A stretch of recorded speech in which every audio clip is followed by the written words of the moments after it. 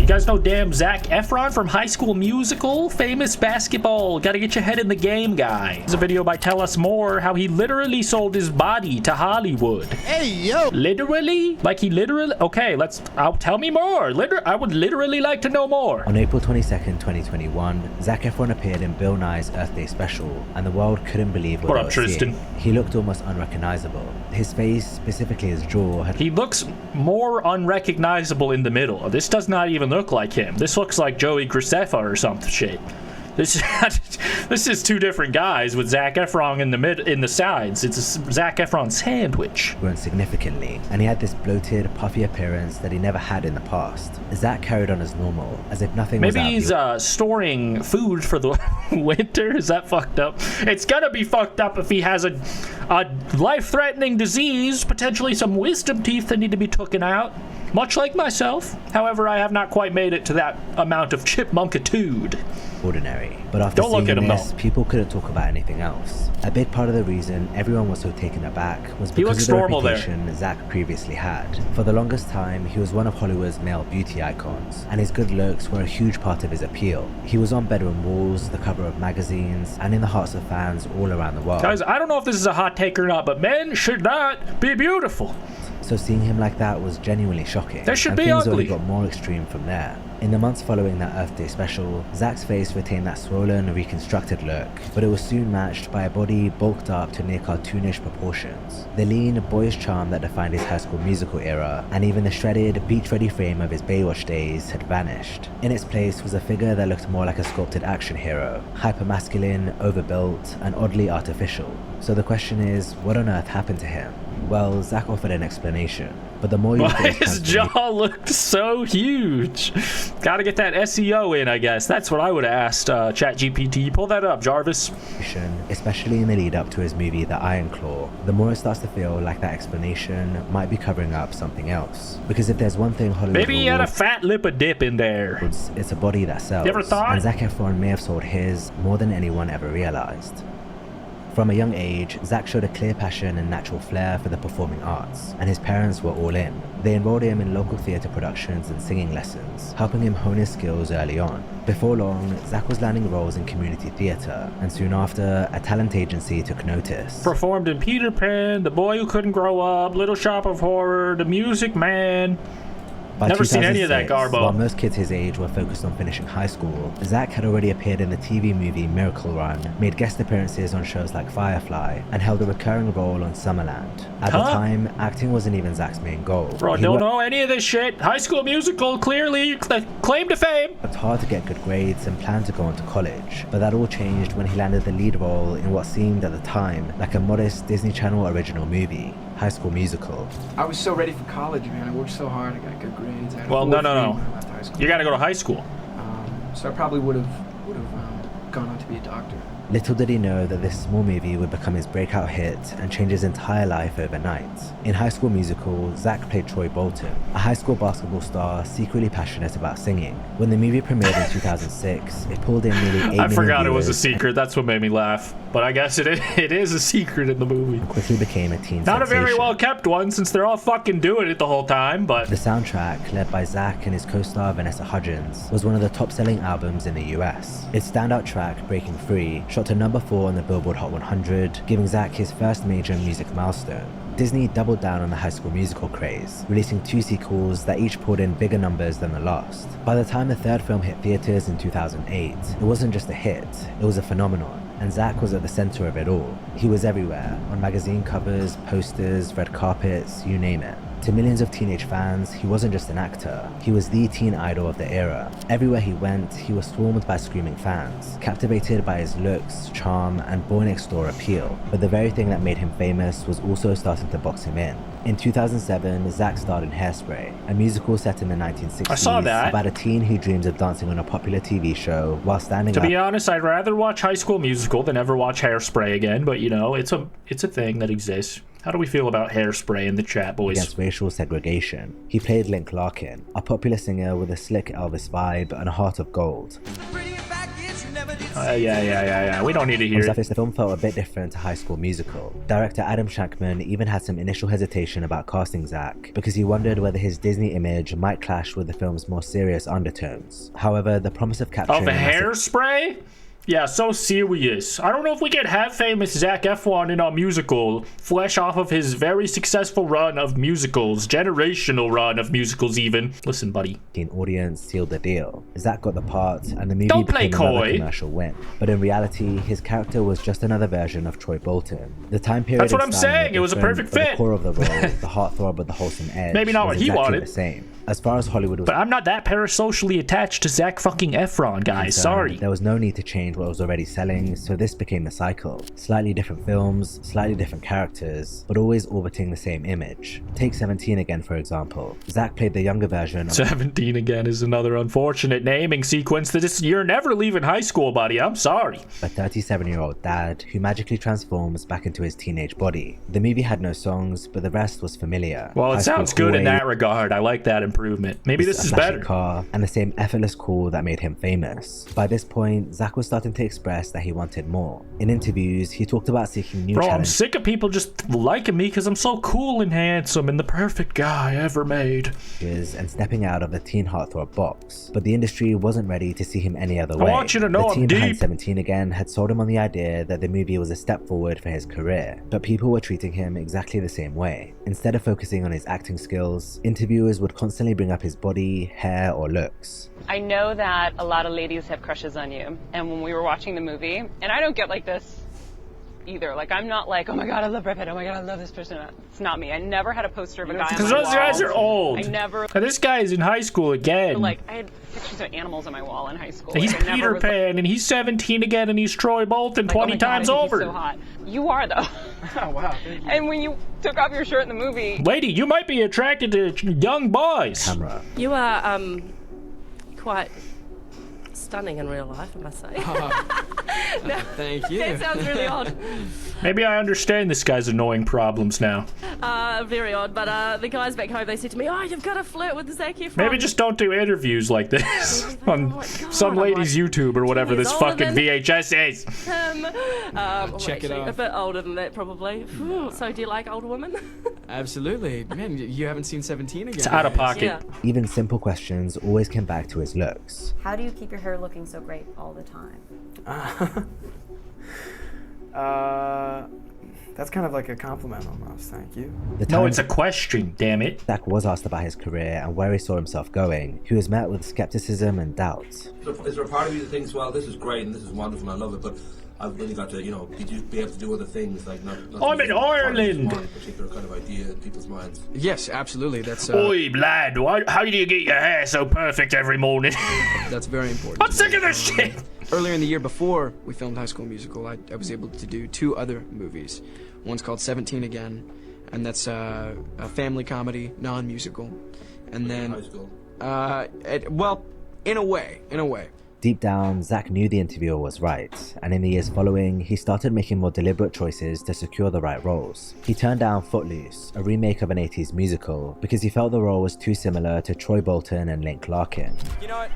It was nothing against the project. I think Footloose will make a I just thought people would love it too much. You've had enough. movie, but No more sinking. It was clear Zac wanted to be taken seriously, but the real question was whether Hollywood would actually give him the chance. He finally got the What do you want? You want to be in a Marvel movie? What do you want? opportunity to prove he was more than just a teen idol in his next 2 films. In 2010, he starred in Charlie St. Cloud, playing a young man grieving the tragic loss of his little brother. Then came The Lucky One, where Zac played Logan Tebow, a US Marine who survives war and becomes convinced a photo that he found during combat brought him luck. These films marked a noticeable shift. They weren't teen musicals or high school dramas. They were more grounded, adult stories with heavier emotional themes. And for the first time, Zac wasn't just playing the heartthrob. He was taking risks and showing a new side of himself. I love whatever I'm doing. I think as long as I'm learning something new. He loves as long it. as I'm growing or stretching.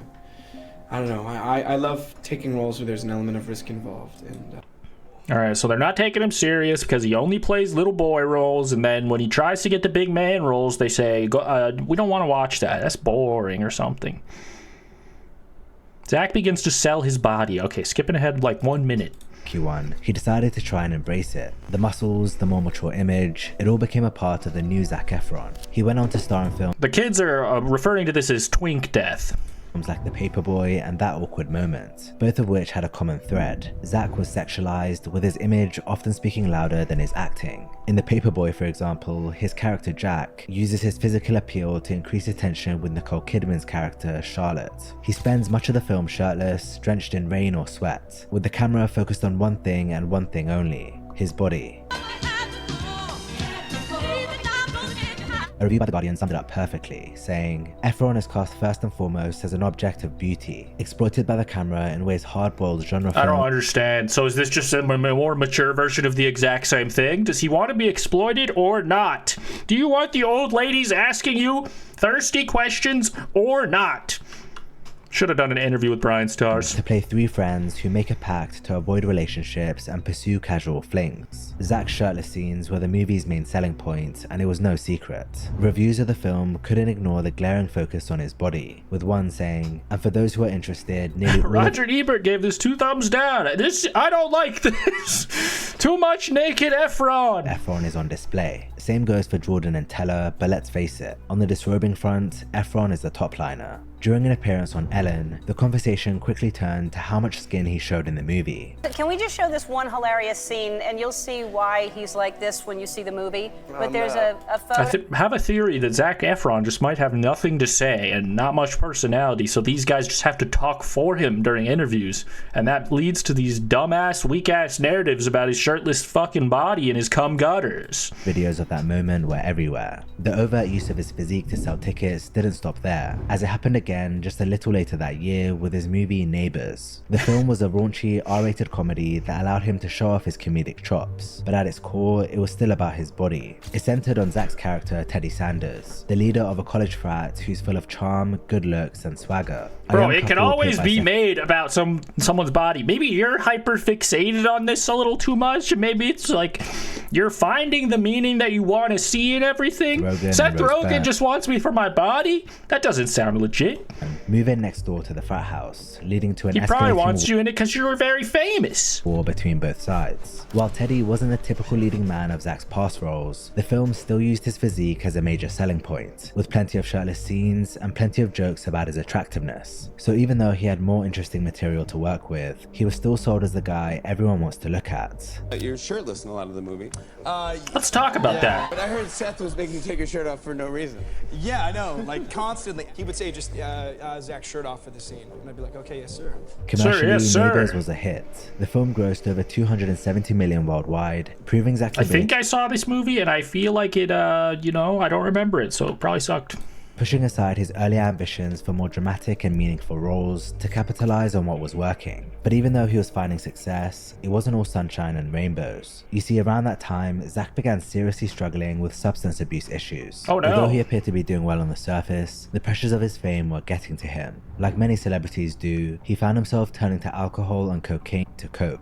At first, he started using substances as a social lubricant, a way to handle the constant scrutiny and public attention, but it quickly evolved into something he couldn't control. He was missing days on set, turning up to shoots hungover, and spiraling deeper and deeper into an addiction. Thankfully, he did something about it fast, checking himself into rehab and getting the help he needed. However, not long after, he relapsed and began drinking again. This is a roller coaster. No idea, as he kept it all under wraps, but his friends and family were seriously worried. He ended up going back to rehab for a second time and getting clean for good. And 6 months later, he was spotted in the crowd at a Lakers game wearing a 6-month sobriety chip. It was a dark period in his life, but he kicked the habit I have quickly. one of those. However, his drug usage would begin again a few I've never worn it to the basketball game. Later, you could just do in that? a different form.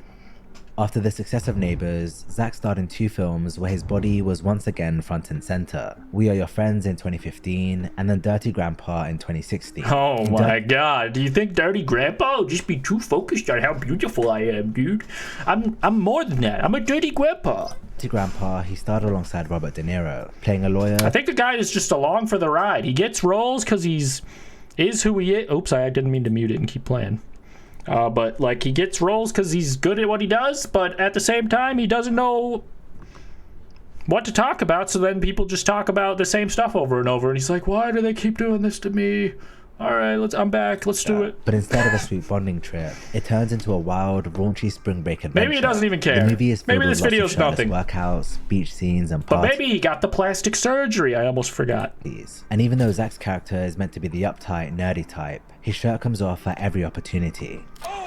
Again with the shirt. Again with this. The payoff he'd hoped for. It didn't perform all that well at the box office, and as is becoming the theme, critics Is this the laid one that into Logan him Paul was in as well, or is this a different Baywatch? for his performance. It was so bad that he was nominated for a Razzie Award for Worst Actor in 2018. But the true cost wasn't just in the reviews. It was in the toll that pushing his body this far took on his health. A few years after the movie was released, Zac admitted he'd been taking diuretics to stay that lean, which messed him up badly. Poopy the drug pills? reduces water retention and enhances muscle definition, but at a steep cost. He ended up battling insomnia and even slipped into depression, and it took him 6 months after getting off the drugs just to start feeling normal again. In his Hot Ones interview, he opened up about the whole experience, admitting that while he was proud of the results, he would never want to get in that kind of shape again. I realized that, like, when I was done with that movie, I don't ever want to be in that good a shape again. Really. It's like, it was so hard. You're working with almost no wiggle room, right? You've got things Couldn't like... even sit down and have some hot wings with even hotter questions with Sean Evans because there's no room in this strict diet.